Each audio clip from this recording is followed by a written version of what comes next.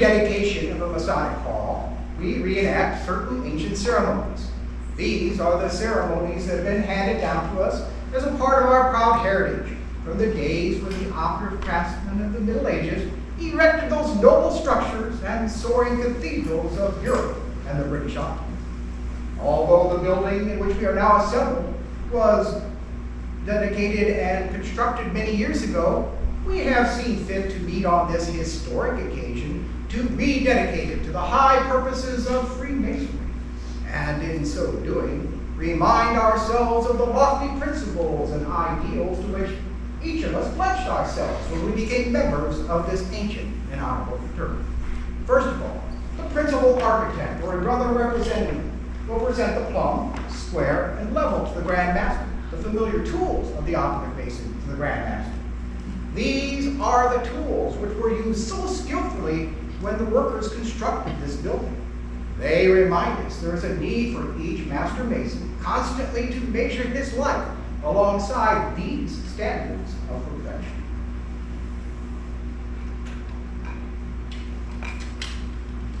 The level demonstrates that all men are descended from the same stock, partake of the same nature, and share the same hope, and that no eminence of station should make us forget that we are brothers.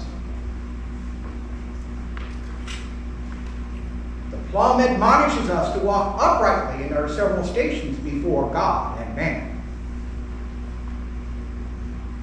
The square reminds us that we should ever strive to square our actions by the square of virtue, that we may be prepared to pass the test supreme, that all our actions will compare with the divine, the unerring square that squares great virtue's plan.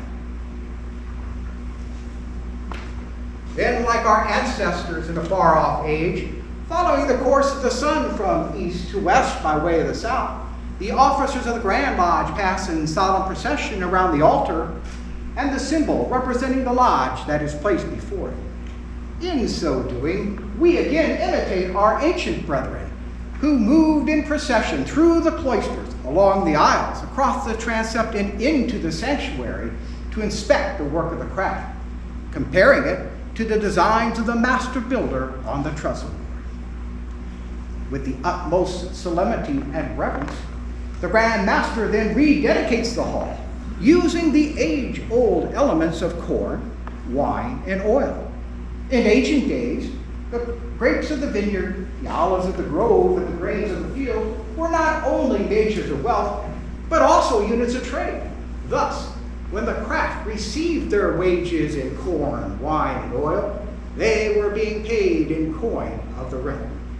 With the mystic symbols then, the Grand Master then rededicates the hall. Dedicates hall. First, to Freemasonry, whose great promise is that through fraternalism, it is possible to make good better, wiser, and consequently happier.